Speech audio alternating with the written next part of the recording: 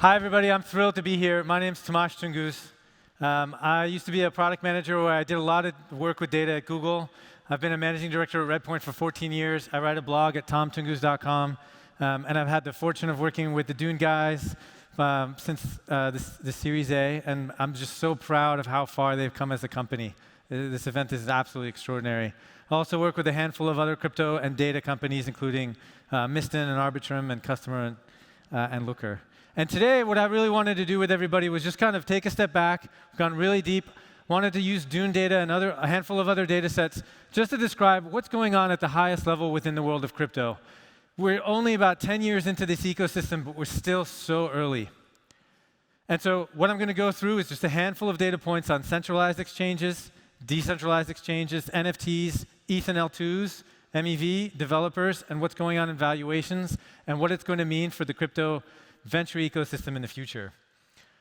So before we jump in, one of the most important metrics in the health of any ecosystem is the daily active user count. Does anyone want to hazard a guess? How many DAUs are there today across Web3? 2 million? Anybody else? 20 million? 2.5. So they're about 2.5, and this is what it looks like across the blockchains. Binance is the biggest, Solana, then ETH, then Polygon, and then a big drop-off. And just to kind of put it in perspective, there are about 5 billion internet users in the world, so this is about half a basis point. And that's what I mean by we're 10 years in, but we're still so early. There's still so much left to be built, and so many users who are left to experience the incredible products that we're building. So let's jump into some of the data. If we look at the centralized exchanges, there are about 90 million active users across centralized exchanges. They look like this. Coinbase reports their MTUs, their monthly transacting users, about 8 over a total user base of 109. That's as of their last earnings. And if you look across the other big centralized exchanges and total them up, there are about 93 million users active on an annual basis. If you look at the Coinbase MTU, it's been steady at around 9 million. There's been an enormous surge in the last 18 months. Really nice to see it sort of stabilizing, even in the midst of a 60% reduction in trading volumes. So, what that means is that the centralized exchanges are altogether pretty healthy. What we're going to look at now are the decentralized exchanges.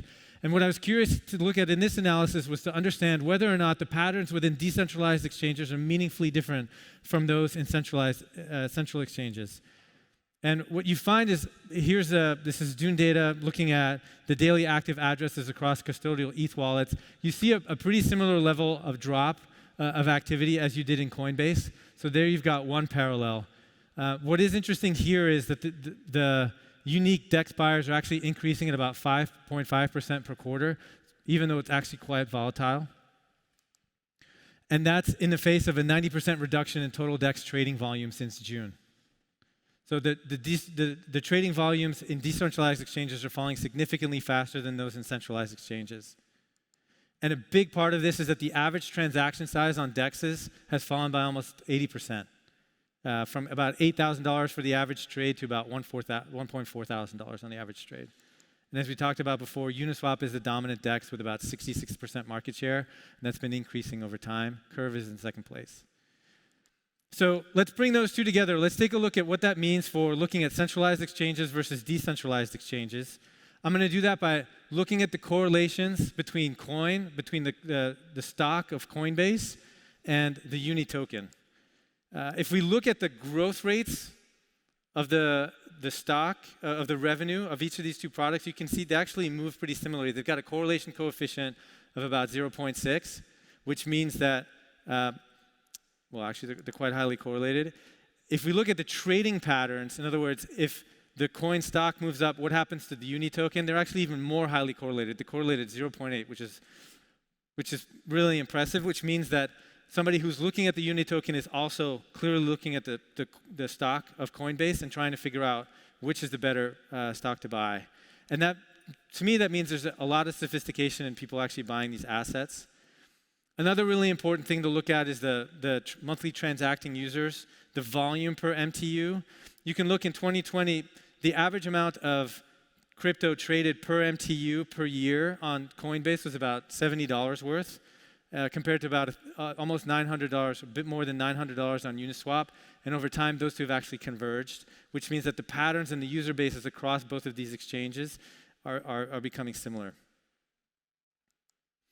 In the NFT world, NFT volumes have fallen 97% from their summer highs. It's a pretty catastrophic fall.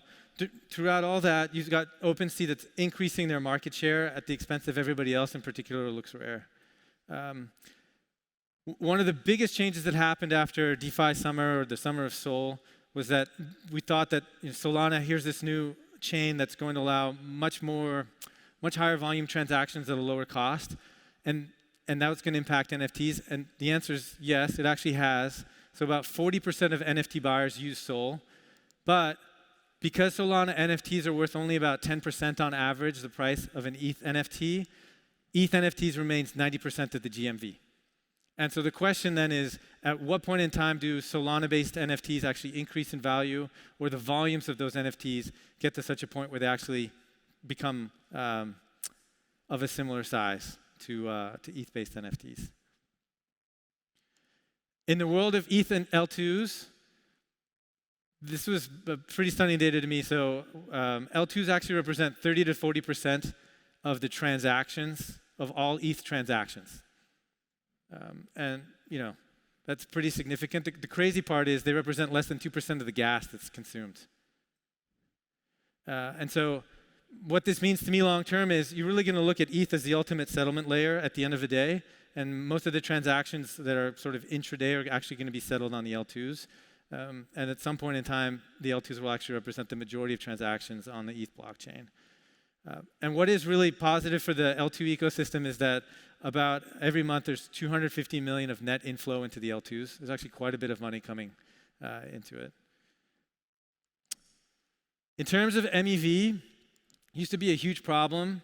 You can take a look at the number of daily miners on ETH. There's been a lot of consolidation in particular pools. Max all time was about 400 miners on ETH. Today we're sort of 50 daily unique miners. There's about 2-to-1 ratio between the number of miners and the number of bots, the number of searchers who are looking for sandwiches or arbitrage opportunities. And the two most the two tokens with the most significant concentration of MEV attacks are wrapped ETH and USDC. The most fascinating chart, though, is this, which is that the MEV profit has materially leveled off in the last couple of quarters, which means there's less and less there's less and less profit margin to be made, which I think is a very healthy sign for the ecosystem. Boy, I've gone through the slides fast. Awesome. Okay, let's talk about developers. So the lifeblood of the ecosystem. To put this in perspective, there are 27 million global developers in the world. 16 million of them speak JavaScript, and they're about, as of the last Electric Capital report, there are about 16,000 Web3 developers.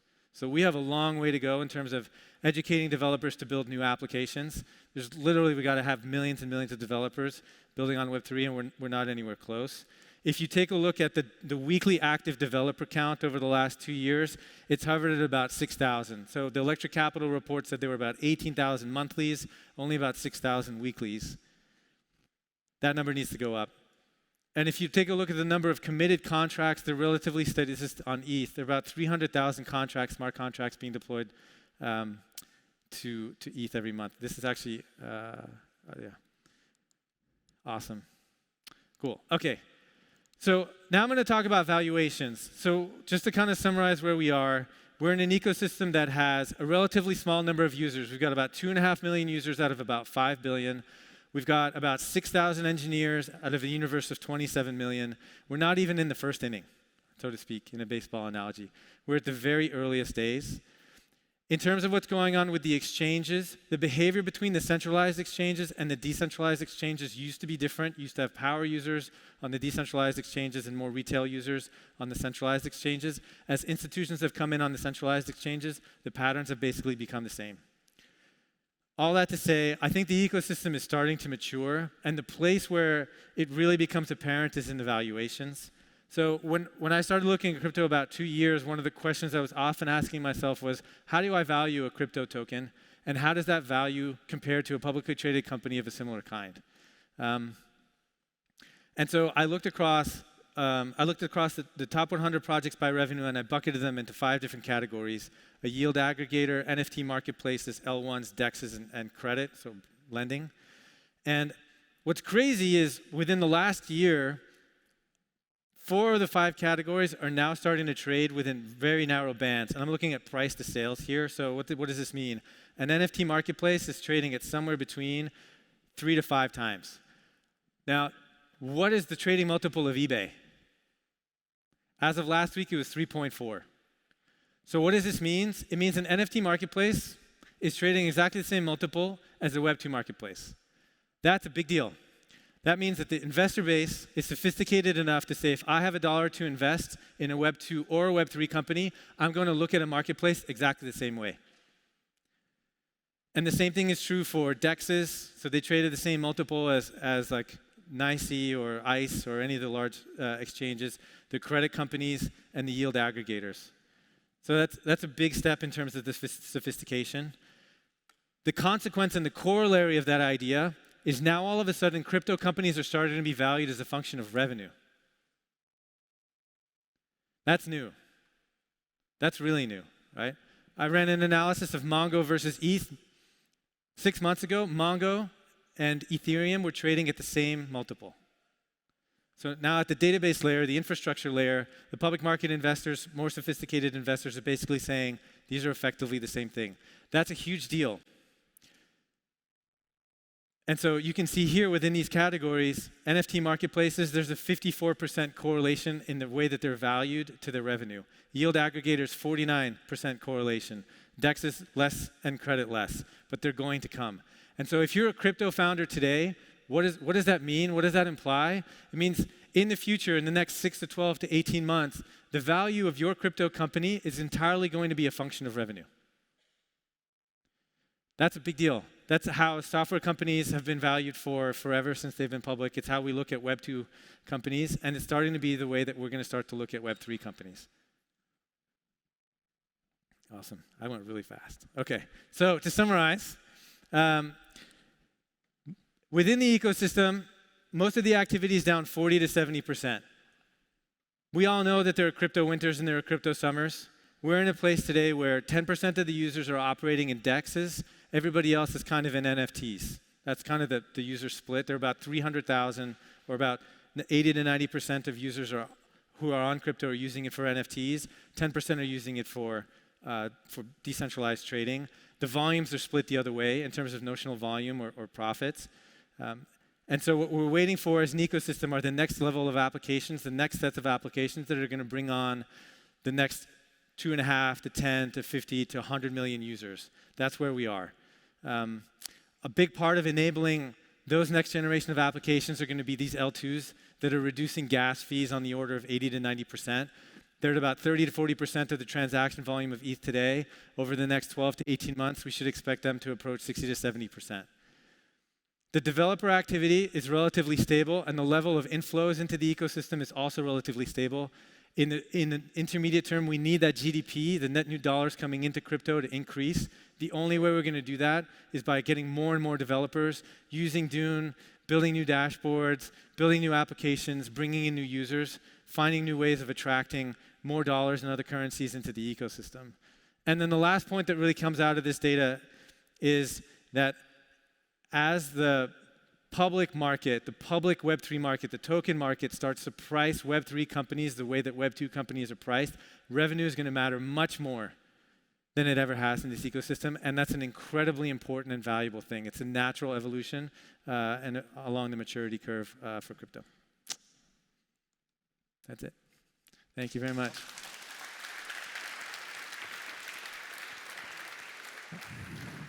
Let's open it up to Q&A. I can help you with that. First of all, thanks for your presentation. I have 2 very simple questions. Yeah, I'm sitting here. Oh, awesome. Hi. Yeah. First of all, how do you define revenue? And the second question is, if you talk about valuation, are you talking about equity or are you talking about token valuation? Sorry, what was the first question? How do you define revenue? Mm-hmm. And the second question will be, if you talk about valuation, is that about equity or the token valuation? It's a token valuation, so Yeah, it's the token valuation on the value. The revenue data comes from token terminal, so that's where I pulled it. So each protocol sort of defines revenue separately, and then the total valuation. So like it's the price to sales multiple. So I take the fully diluted market cap and I divide it by the revenue, and that gives the multiple. Okay. Because it could give a distorted view, right, with all the inflationary tokens, with who owns the revenue, right? Does it? I mean, if you look at Uniswap, it's very hard. I mean, it's a very profitable company. They make a lot of revenue. However, eventually that doesn't go to the token holders or to the equity holders at all, right? Yeah, it's very true. I was trying to estimate the net income margin of Uniswap relative to Coinbase. I think Coinbase is at like a 20 to 25% net income margin. My estimate was that the Uniswap net income margin was something like 80 to 85%, just because of the difference in headcount and operating costs, customer support, and all that kind of stuff. But yeah, the nature of tokens, so the consequence of the fact that crypto companies are going to be valued on revenue is that I think governance tokens are going to evolve in a meaningful way where a token must have a lien or a right on the dividend stream that comes from the protocol. There's no other way. Okay, thanks. You're welcome.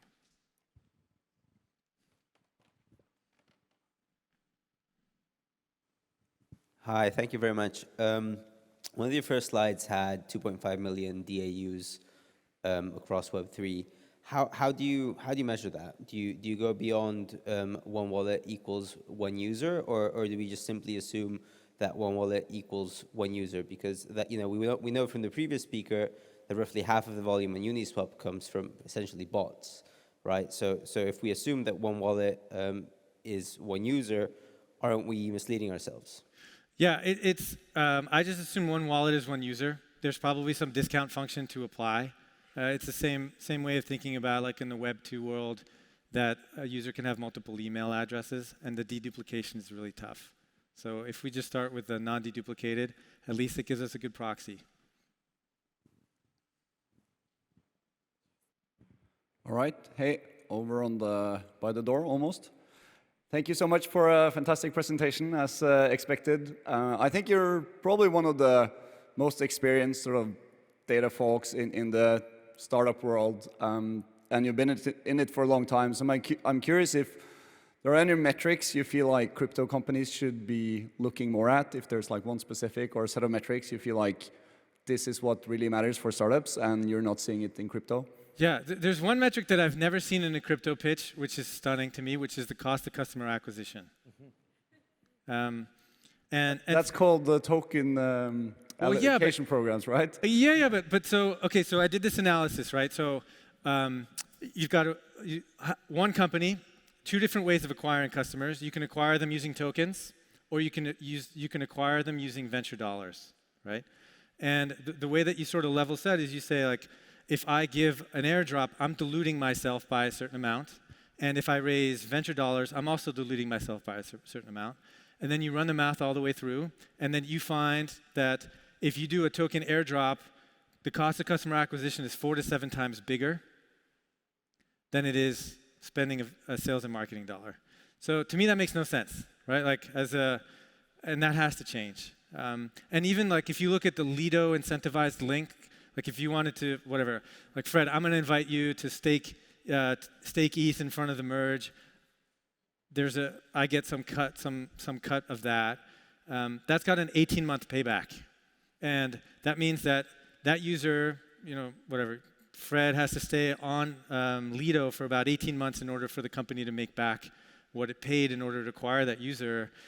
In a consumer business, that's death. Like that's 18-month payback for a B2B company spending or charging $50,000 a year for a product. Totally viable. Cost of customer acquisition. But in consumer, you're 3-month payback is like top decile, and 6-month payback is probably 50th percentile. And so if there's like one metric that's really going to matter in the next 12 to 18 months, it's cost of customer acquisition. And this is why I'm so, one of the theses I'm most excited about in crypto right now is I think half of all venture dollars raised going into crypto companies is going to go through marketing channels that don't yet exist. If you're a marketer or a Web3 company today, how do you grow? you've got two different options. You can either do a token drop, which, as I said, is 5 to 7 times more expensive than standard marketing channels, or you can go through sponsored social, which we all know doesn't scale. And so if you're a marketer today, you're going to need new channels that are going to be built, and I think that's a hugely exciting area to be. Thank you.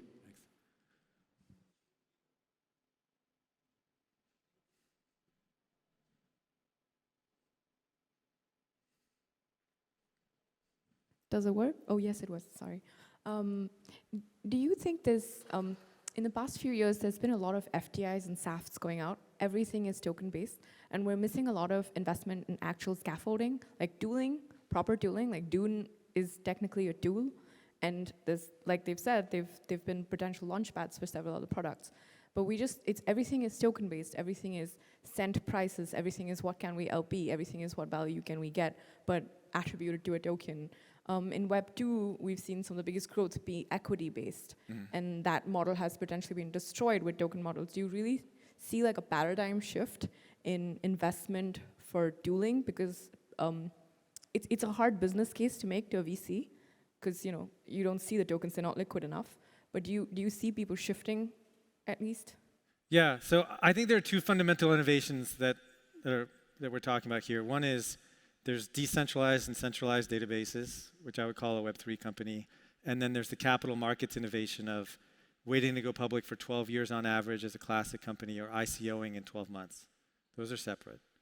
And I think like the ICOs are basically a way for startups to get around all the regulations to go public in the US and in other geos. I think that in the near term, like the short term ICOs, they're going to continue to happen, but they'll become less and less prevalent. I think one regulation is going to push it out so you can't go public immediately. You might have to go public after 4 years. And then the second thing that's going to happen is these tokens, as I said before, they're going to have some lean on future revenue or dividend streams. The other thing that I kind of talked about was that these companies are going to start to be valued as a function of revenue. And so I think like Web 2 software companies and Web 3 software companies are going to look basically the same in 2 or 3 years. They're going to be valued on revenue. They'll be mostly equity. They will decide at some point in the future how to go public. They could go public on the New York Stock Exchange or the Hang Seng or the Chinex Exchange, or they can go public on Uniswap or Coinbase. And that'll just be a different way of getting liquidity with a slightly different instrument.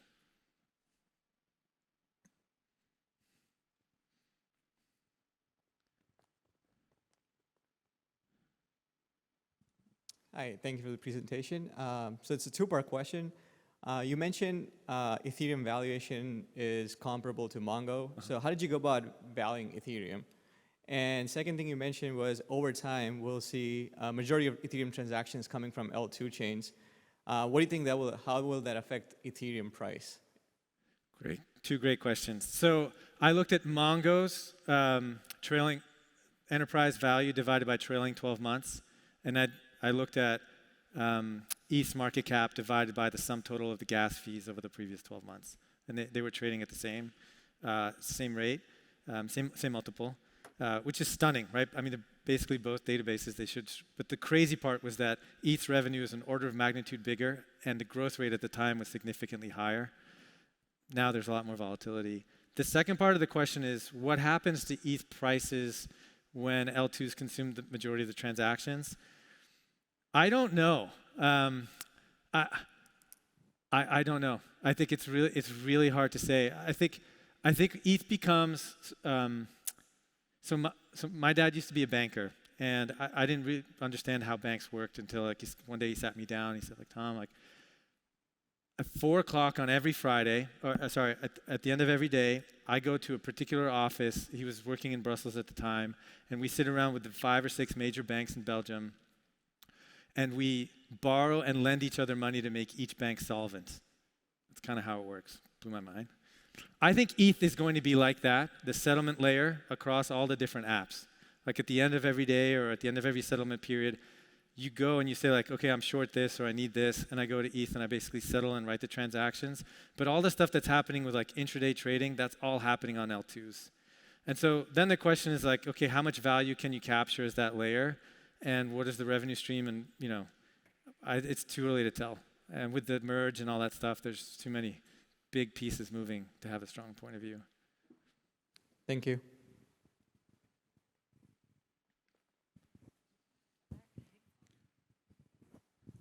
Yeah, thank you. And thank you for the great slides and presentation. But talking about strong opinion, I wonder why do you have such a strong opinion on revenue being a primary driver of valuation? Are there currently correlations established between governance token valuation to the market and its ability to capture revenue? That's one question.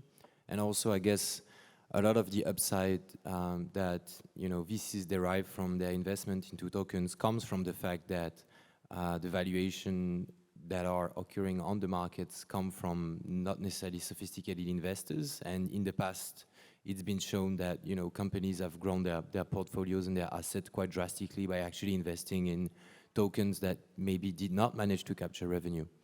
So yeah, and also are we treating? Wait, I'm going to lose your question. So let's do the first one and the second one and the third one. Okay, what was the first one again? The first one is, why are you so sure about revenue being a primary driver for looking at the valuation of any crypto project out there, right? Because there's different theses that have different arguments. Yeah, I think if you're an investor in across any asset class and you have $1, you have to make a case for when you invested in something that it's going to increase by a certain amount, and it has to be based on something. Otherwise, you're gambling, right? And if you take a look at Coinbase's user base and trading volumes, they've gone from 0% institutional to 70% institutional since the beginning of the company. Institutional investors in particular are super important in this ecosystem, because if we want to increase the GDP into crypto, they're controlling hundreds of billions, if not trillions of dollars. That needs to come into the ecosystem to support these companies when they go public, to become long-term token holders and make sure that the LP pools are stable and all that kind of stuff. And so for an institutional investor, if they've got $100 million to put into a particular place, they're going to have to make some investment case to their investment committee that the token that they're buying is at a favorable price to where it's going to be in the future. That has to be on revenue. But so, by consequence, isn't this depreciating the idea that we can somewhat, at least the fantasy maybe that we had a few years back, that we could reinvent business models and the way we are actually capturing value through tokenization? Because if at the end of the day all that matters is revenue, what is the difference between a Web3 project and a Web2 company? Yeah. Well, I think the token model allows you to distribute the wealth differently than you would with stocks, right? So in the United States, I think like 90% of stocks are owned by 10% of people. That's an unfair wealth we could say that's an unfair wealth distribution. I think the promise of tokenization was that the people who made a service great, like the Uber drivers or the people doing steps on step N, could actually benefit from it. The major difference between a token and a share is that let me take a step back. In the late 1990s, there was a company, an online travel agency, that tried to pay its users with stock, which is exactly the same idea as what a lot of crypto companies are doing today. And they went public and they had lots of problems. One problem was that all their customers moved. So how do I tell them that they now have a share in a publicly traded company? Blockchain solves that. Wallet address. The other things, they had different regulatory challenges because each of these people booking online flights were in different geos.